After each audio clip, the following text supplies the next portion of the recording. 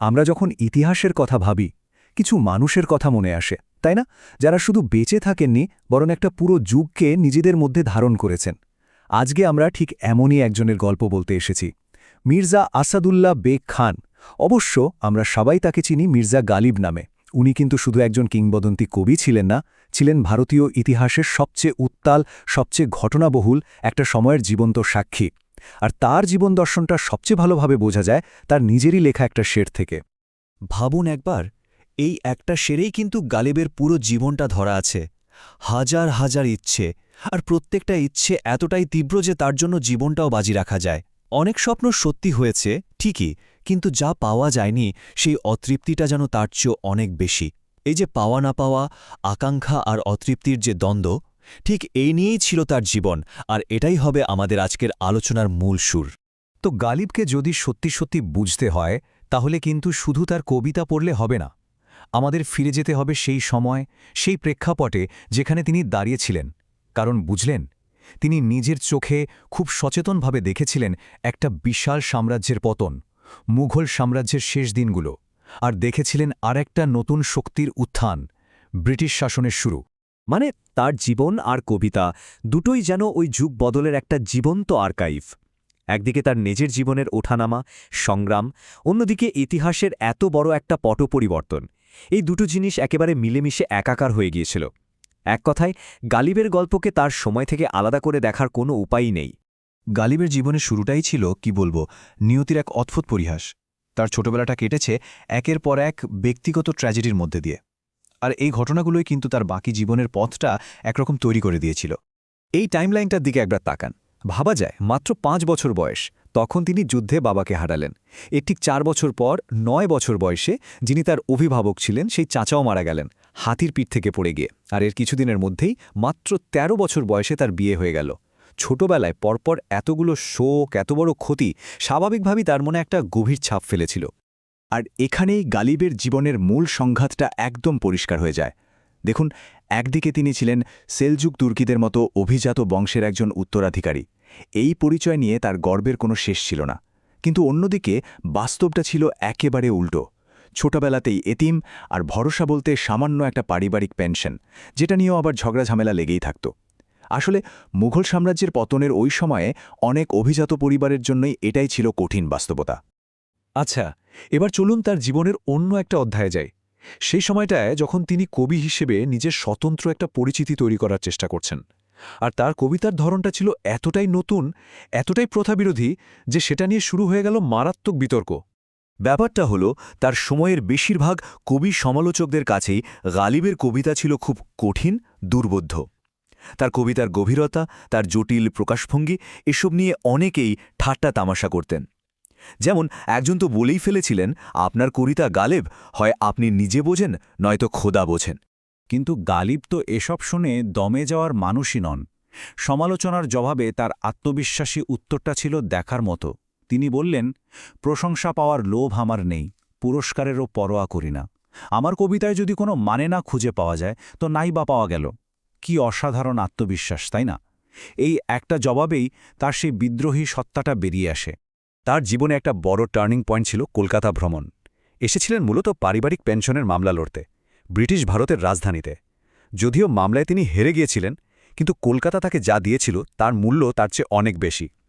কলকাতার আধুনিকতা, মানে ওই চড়া রাস্তা, গ্যাসলাইট, মুক্ত আলোচনার সাহিত্য সভাগুলো, সবকিছু তাকে একেবারে মুগ্ধ করে দিয়েছিল। আর সেখানকার নামকরা ফার্সি পণ্ডিতদের সঙ্গে তার যে তুমুল বিতর্ক হয়েছিল, সেটা তাকে একদম নতুন করে ভাবতে শিখিয়েছিল। কলকাতা থেকে ফিরে গালেব দিল্লিতে পাকাপাকিভাবে থাকতে শুরু করেন। তখন তার একটাই লক্ষ্য, মুঘল দরবারে নিজের জন্য একটা সম্মানজনক জায়গা তৈরি করা। কিন্তু পথটা একদমই সহজ ছিল না। বলা যায় এটা ছিল একটা বড় ঝড়ের আগের ভঙ্গুর, থমথমে একটা শান্তির সময়। গালিবের আত্মসম্মানবোধ ছিল সাংঘাতিক। একটা ঘটনা বলি। একবার দিল্লি কলেজে ফার্সি পড়ানোর জন্য তাকে ডাকা হলো, কিন্তু ব্রিটিশ ইন্সপেক্টর সাহেব তাকে স্বাগত জানাতে নিজের ঘর থেকে বাইরে আলেন না। ব্যাস, গালিব চাকরিটায় ফিরিয়ে দিয়ে চলে এলেন। তার কাছে আত্মসম্মানটা ছিল যে কোনো পেশার চেয়ে অনেক বড়। তবে হ্যাঁ, তার জীবনে এমন কিছু অভ্যাসও ছিল যা তার অভিজাত জীবনধারারই একটা অংশ ছিল। যেমন ধরুন, জুয়া খেলা। এটাকে তিনি একটা সামাজিক বিনোদন হিসেবেই দেখতেন, কিন্তু এর জন্য তাকে 3 মাস জেলেও কাটাতে হয়েছে। আর সুরা মানে মদ, সেটা ছিল তার সৃজনশীলতার জ্বালানি, কিন্তু এই অভ্যাসই তাকে সারা জীবনের জন্য দেনার সাগরে ডুবিয়ে দিয়েছিল। এত সব ব্যক্তিগত সমস্যা, এত বিতর্ক, এসবের পরেও তার প্রতিভা নিয়ে কিন্তু কারও কোনো প্রশ্ন ছিল না। অনেক চেষ্টার পর অবশেষে 1850 সালে সম্রাট বাহাদুর শাহ জাফর তাকে রাজদরবারের ইতিহাসকার হিসেবে নিয়োগ দেন। পরে তো তাকে নিজের কবিতার শিক্ষকও বানিয়েছিলেন। বছরে 600 রুপি বেতন। অবশেষে তিনি সেই রাজকীয় সম্মানটা পেলেন, যার জন্য সারা জীবন অপেক্ষা করেছিলেন। কিন্তু এই স্বস্তি, এই সম্মান কোনোটাই বেশি দিন টিকল না, কারণ ইতিহাসের পাতায় একটা ভয়ঙ্কর ঝড় অপেক্ষা করছিল, যা সব কিছু ওলটপালট করে দেবে। সেই ঝড়টা ছিল 1857 সালের সিপাহী বিদ্রোহ। এটাকেই বলা যায় গালিবের জীবনের সবচেয়ে বড় ট্র্যাজেডি, কারণ এই বিদ্রোহ শুধু একটা সাম্রাজ্যের পতন ঘটায়নি, এটা গালিবের চেনাজানা পুরো পৃথিবীটাকে একেবারে ধ্বংস করে দিয়েছিল।